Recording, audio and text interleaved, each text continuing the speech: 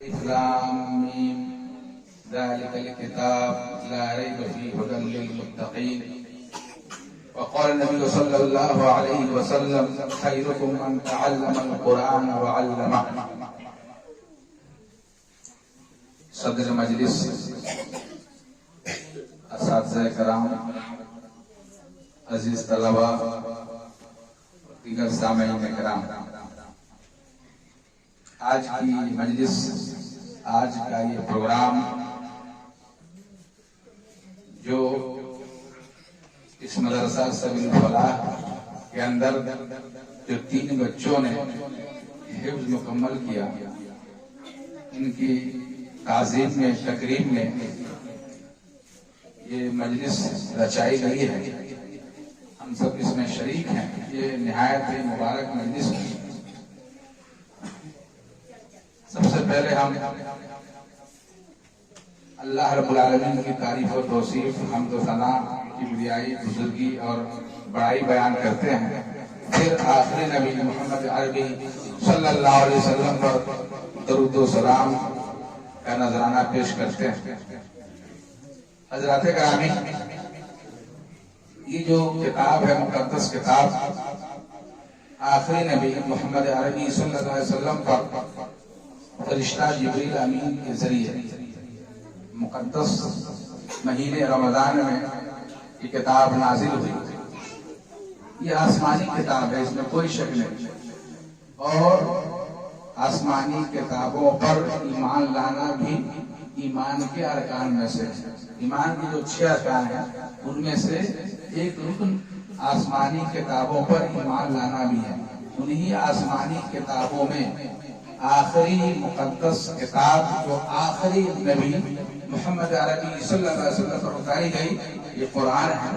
مکمل 30 پاروں پر مشتمل ہے، جسے عربی زبان میں ہے اور جسے ایک چھوٹا سا ننھا منا بچہ موجود ہے. دنیا کی عربی زبان میں یہ کتاب موجود ہے اور ننھا منا بچہ اس مکمل ضخیم کتاب کو جو 30 پاروں پر مشتمل ہے حفظ کر لیتا ہے. اور اس کو عربی زبان بولنے نہیں آتا، وہ عربی زبان نہیں سمجھتا ہے، لیکن اس کو یاد کر لیتا ہے. یہ ایک معجزہ ہے. دنیا کی کوئی ایسی کتاب نہ ہے اتنی ضخیم کہ انسان اس کو نہ سمجھے اور یاد کر لے. لیکن عربی زبان جو ہمارے قرآن و سنت کی زبان ہے، اور ایک ننھا منا بچہ اس کو یاد کر لیتا ہے، اس سے تو قرآن کی حفاظت ہے ہی اور ایک معجزہ بھی. اس کتاب کے متعلق بہت ساری فضیلتیں ہیں. اس میں ایک آیت ہے، آیت الکرسی. اسی طرح سے سورۃ الاخلاص، سورۃ الاخلاص کے متعلق بھی بہت اس کی بڑی فضیلت ہے، جسے ثلث قرآن کہا گیا ہے. قرآن یا تو مشتمل ہے قصص پر، یا تو احکام پر، یا تو توحید پر. 3 چیزوں پر مشتمل پورا قرآن ہے، قصص، احکام اور توحید پر. اور یہ سورۃ الاخلاص توحید پر مشتمل ہے، تو یہ ثلث قرآن کہا گیا. اسی طرح سے آیت الکرسی سے متعلق بھی فضیلت ہے کہ کوئی شخص اگر آیت الکرسی کو سونے سے پہلے پڑھ لیتا ہے اور تب سوتا ہے تو یہاں تک کہ وہ صبح نہ کر لے، شیطان اس کے قریب نہیں جاتا. بہت ساری فضیلتیں ہیں، آج اس کے اندر موجود ہیں. اللہ تبارک و تعالیٰ قرآن کے اندر ہی فرمایا الف لام میم، یہ حروف مقطعات میں سے ہے.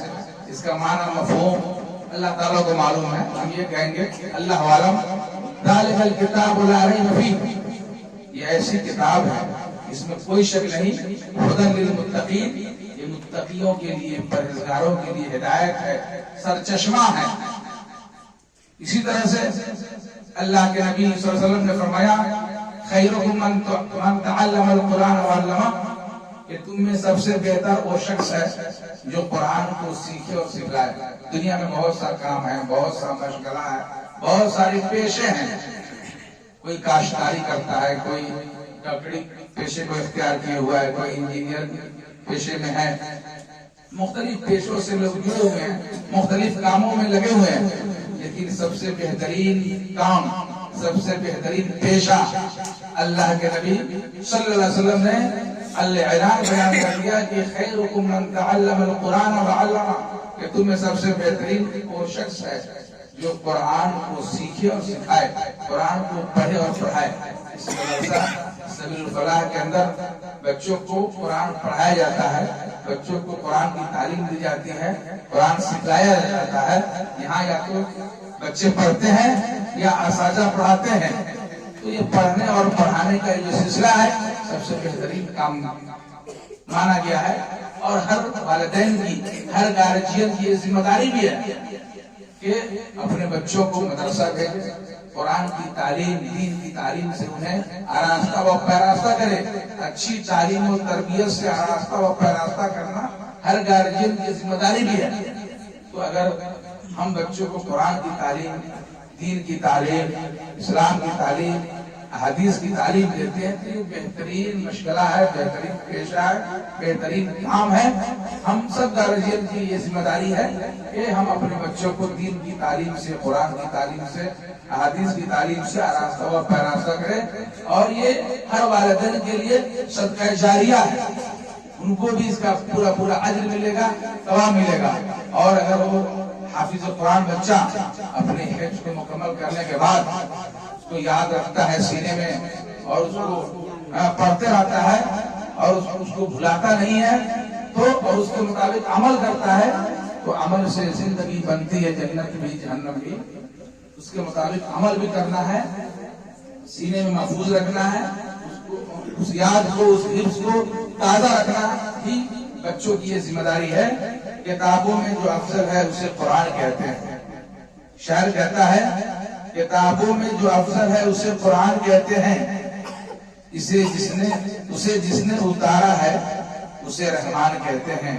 سجا لے اپنے سینے میں جو اس کے 30 پاروں کو، سجا لے اپنے سینے میں جو اس کے 30 پاروں کو، زمانہ بھر میں اس کو حافظ قرآن کہتے ہیں۔ یہ آج کے مجلس انہی بچوں کی تقریب میں جو رچائی گئی ہے، یہ سب بچے یہ جو ابھی آپ کے سامنے قرآن مکمل کیے ہیں، یہ قابل مبارکباد ہے، اور ان کے گارجین بھی قابل مبارکباد ہے، اور اساتذہ اور معلمین نے جو ان کو حفظ مکمل کرانے پر جو لگن، محنت اور جستجو کی ہے، وہ بھی قابل مبارکباد ہے۔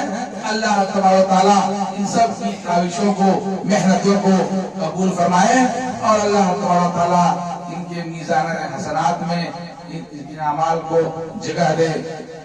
وصلی اللہ علی نبینا محمد وعلی آلہ واصحابہ اجمعین۔ والسلام علیکم ورحمۃ اللہ وبرکاتہ۔